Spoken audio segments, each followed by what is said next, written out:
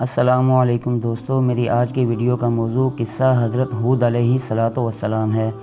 حضرت ہود علیہ السلام کا ذکر قرآن مجید میں 7 مقامات پر آیا ہے۔ حضرت ہود علیہ السلام کی قوم کو قوم عاد کے نام سے پہچانا جاتا ہے۔ عاد حضرت نوح علیہ السلام کی اولاد میں سے ایک شخص تھا۔ اس کی طرف منسوب ہونے والی قوم کو قوم عاد کہا جاتا ہے۔ حضرت ہود علیہ السلام پہلے شخص ہیں عربی بولنے والے۔ حضرت ہود علیہ السلام حضرت نوح علیہ السلام کے 800 سال بعد تشریف لائے اور 464 سال تک زندہ رہے۔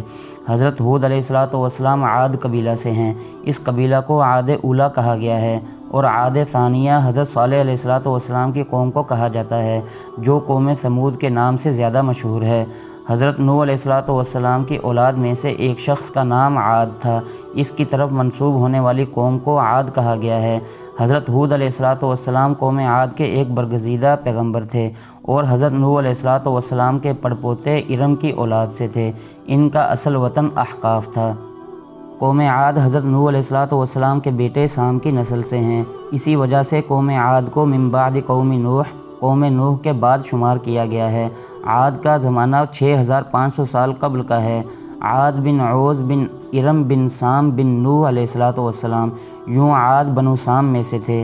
عاد کا زمانہ تقریباً 2000 سال قبل مسیح مانا جاتا ہے اور قوم نوح سے 400 سال بعد شمار کیا جاتا ہے، اور قرآن میں عاد کو من بعد قوم نوح کہہ کر قوم نوح کے خلفاء میں سے شمار کیا گیا ہے۔ اس سے یہ بھی ثابت ہوتا ہے کہ شام کی دوبارہ آبادی کے بعد سامیہ کی ترقی عاد ہی سے شروع ہوتی ہے۔ قوم عاد کے 13 خاندان تھے۔ عمان سے لے کر حضرموت اور یمن تک ان کی بستیاں تھیں۔ ان کی زمینیں بڑی سرسبز و شاداب تھیں۔ ہر قسم کے باغات تھے۔ رہنے کے لیے بڑے بڑے شاندار محلات بناتے تھے۔ بڑے قد آور قوی الجثہ آدمی تھے۔ آیات مذکورہ میں زادکم فی الخلق بسطہ کا یہی مطلب ہے۔ اللہ تعالیٰ نے دنیا کی ساری ہی نعمتوں کے دروازے ان پر کھول دیے تھے، مگر ان کی کج فہمی نے انہی نعمتوں کو ان کے لیے وبال جان بنا دیا۔ اپنی قوت و شوکت کے نشے میں بدمست ہو کر من اشد منا قوہ کی ڈینگیں مارنے لگے، اور رب العالمین کی جس کی نعمتوں کی بارش ان پر ہو رہی تھی، اس کو چھوڑ کر بت پرستی میں مبتلا ہو گئے۔ قوم عاد موجودہ عمان اور یمن میں آباد تھے، البتہ ان کی اکثریت حضرموت اور احقاف میں رہتی تھی۔ احقاف حضرموت کے شمال میں واقع آج کا محرہ ربع الخالی کسی زمانہ میں قوم عاد کا مسکن تھا۔ احقاف جزیرہ نما عرب کے جنوب میں ربع الخالی نامی علاقہ اور حضرموت کے درمیان واقع ہے۔ احقاف کے معنی ریت کے لمبے لمبے ٹیلے کے ہیں، جو عمان سے یمن تک پھیلے ہوئے ہیں۔ قوم عاد کا دارالحکومت یمنی شہر حضرموت تھا۔ حضرموت میں آج بھی قوم عاد کے بنائے ہوئے مکانات کے کھنڈرات ملتے ہیں۔ قوم عاد کو قرآن مجید میں احقاف کے نام سے ذکر کیا گیا ہے۔ احقاف کے معنی ریت کے اونچے ٹیلے کے ہیں۔ یہ صحرائے عرب کے جنوب مغربی حصے کا نام ہے۔ موجودہ احقاف ریتیلا پہاڑی علاقہ ہے۔ نہیں کہا جا سکتا کہ پہلے ہی سے یہ علاقہ ریگستان تھا یا قوم عاد کی بربادی کے بعد ہوا۔ قوم عاد کی وادی برہوت کا ریتیلا میدان شمالی مہرہ سے ہوتا ہوا عمان سے جا ملتا ہے۔ ریت کے اس وسیع و عریض سمندر میں کہیں قوم عاد کا وہ شہر دبا پڑا ہے جس کے بارے میں اللہ تعالیٰ نے یہ فرمایا ہے، اونچے اونچے ستونوں والا ایک ایسا شہر جس جیسا اور ملکوں میں پیدا نہیں کیا گیا۔ قبر ہود علیہ السلام کی طرف چلیں تو جھاڑیوں والا علاقہ شروع ہو جاتا ہے، اور وہاں زمین سے جھرنے اس زور اور کثرت سے نکلتے ہیں کہ وہ ایک ندی کی شکل اختیار کر لیتے ہیں، جو قبر ہود علیہ السلام کے دامن سے ہوتی ہوئی ربع الخالی میں کہیں غائب ہو جاتی ہے۔ مقامی حضرات کے بقول یہ چھوٹا سا دریا ہزاروں برس سے یوں ہی بہہ رہا ہے۔ بعض مفسرین نے یہ بھی لکھا ہے کہ حضرت نوح علیہ السلام کی کشتی جودی پہاڑ پر جا کر ٹھہر گئی تو سب اتر پڑے اور حسب معمول رہنے سہنے لگے۔ رفتہ رفتہ آبادی بڑھتی گئی تو گھاس اور پانی کی کمی ہو گئی، لہٰذا ان میں سے ایک قبیلہ جس کے سردار کا نام عاد تھا یہاں سے نکل کھڑا ہوا اور احقاف کی طرف روانہ ہو گیا۔ یہاں گھاس اور پانی بہت تھا۔ عاد ساری رات جاگتا اور جانوروں کی حفاظت کیا کرتا۔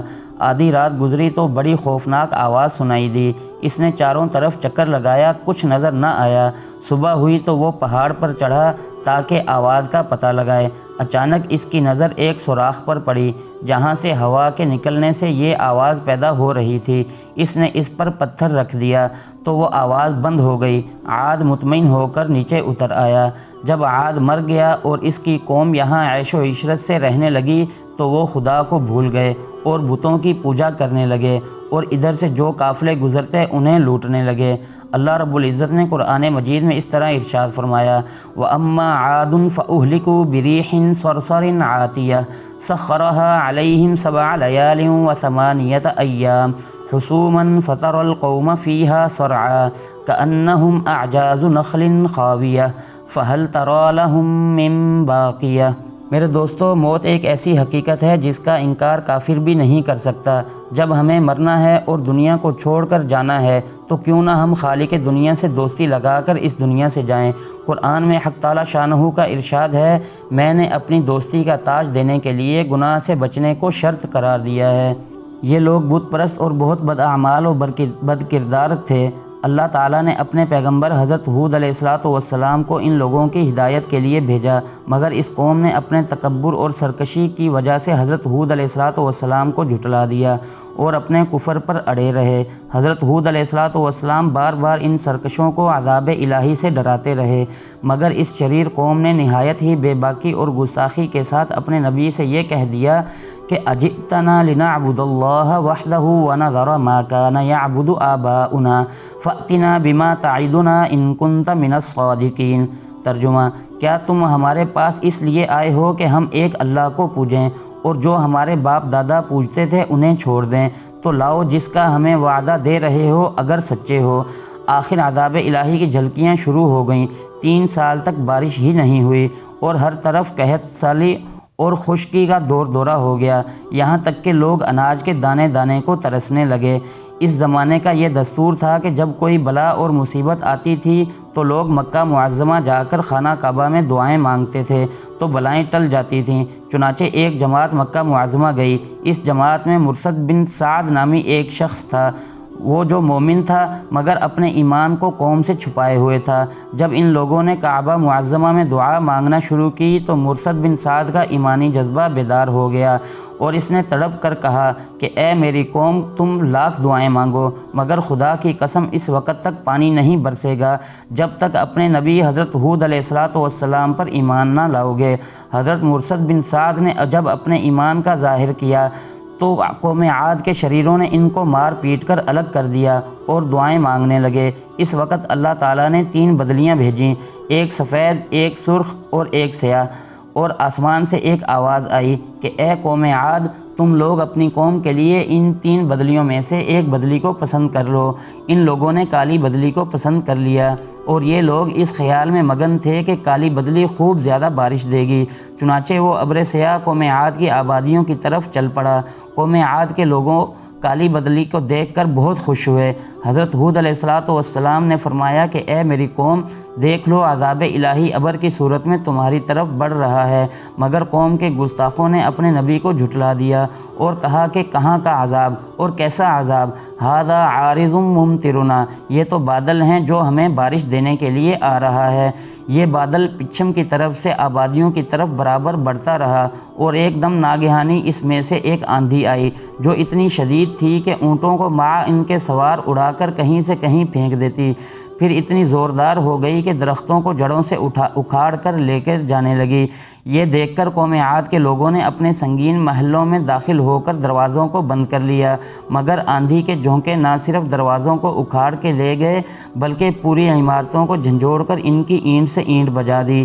7 رات اور 8 دن مسلسل یہ آندھی چلتی رہی، یہاں تک کہ قوم عاد کا ایک ایک آدمی مر کر فنا ہو گیا اور اس قوم کا ایک بچہ بھی باقی نہ رہا۔ جب آندھی ختم ہوئی تو اس قوم کی لاشیں زمین پر اس طرح پڑی ہوئی تھیں جس طرح کھجور کے درخت اکھڑ کر زمین پر پڑے ہوں۔ چنانچہ ارشاد باری تعالیٰ ہوا، وَكَمْ أَهْلَكْنَا قَبْلَهُمْ مِنْ قَرْنٍ هَلْ تُحِسُّ مِنْهُمْ مِنْ أَحَدٍ أَوْ تَسْمَعُ لَهُمْ رِكْزًا، ان سے پہلے ہم کتنی ہی قوموں کو ہلاک کر چکے ہیں، پھر آج کہیں تم ان کا نشان پاتے ہو یا ان کی بھنک بھی کہیں سنائی دیتی ہے آپ کو؟ دوسری جگہ ارشاد باری تعالیٰ ہے وفی عاد اذ ارسلنا علیہم الریح العقیم ما تذر من شیء اتت علیہ الا جعلته کالرمیم، اور عاد میں جب ہم نے ان پر خشک آندھی بھیجی جس چیز پر گزرتی اسے گلی ہوئی چیز کی طرح چھوڑتی، یعنی اس قوم پر 7 راتیں اور 8 دن لگاتار شدید آندھی چلی، صرف اس میں گرج تھی، بارش نہیں تھی۔ وہی لوگ جو بادلوں کو دیکھ کر خوش ہو رہے تھے کہ عذاب تو ہم اپنی طاقت سے ٹال دیں گے، جب انہوں نے دیکھا کہ شدید گرجنے والی آندھی فضا میں حیوانوں اور پرندوں کو اڑا رہی ہے تو یہ اپنے مکانوں میں داخل ہو گئے تاکہ اس آندھی کی شدت سے بچ سکیں، لیکن سارے دعوے دھرے کے دھرے رہ گئے۔ اللہ تعالیٰ نے اس فرشتہ کو حکم دیا جو ہوائیں چلانے پر مقرر ہے کہ عاد کی قوم پر اپنے ہواؤں کے خزانے سے اتنی مقدار میں ہوا کو کھول دے جتنی مقدار ایک انگوٹھی کی ہوتی ہے۔ رب تعالیٰ کے خزانوں میں سے یہ ہوا بظاہر معمولی تھی لیکن دنیا میں ہولناک طوفان تھا، تباہ کن آندھی تھی۔ سب سے پہلے ایک عورت نے دیکھا کہ ہوا میں مجھے آگ کے شعلے نظر آ رہے ہیں، اس ہوا نے ان کے مکانوں کے دروازے گرا دیے۔ اگر ریت کے ان ٹیلوں کو ہٹا کر جن کا لامتناہی سلسلہ حضرموت اور ربا میں سینکڑوں میل تک چلا گیا ہے دیکھا جائے تو قوم عاد کے جابر و قاہر انسانوں کی بستیاں آج بھی نوع انسانی کو درس عبرت دینے کے لیے کھنڈروں کی صورت میں مل سکتی ہیں۔ سوال یہ پیدا ہوتا ہے کہ ایسی آندھی آ سکتی ہے یا نہیں؟ میرا جواب اس بات میں ہے۔ کچھ عرصہ پہلے شمالی آسٹریلیا میں صرف 5 دنوں کے وقفے سے 80 میل فی گھنٹہ کی رفتار سے مسلسل 2 مہینے آندھی چلتی رہی۔ آندھی نے زمین کو اکھاڑ کر متحرک ٹیلوں کی صورت میں تبدیل کر دیا۔ ایسا معلوم ہوتا تھا کہ تمام زمین ریت بن کر سمندر میں جا پڑے گی۔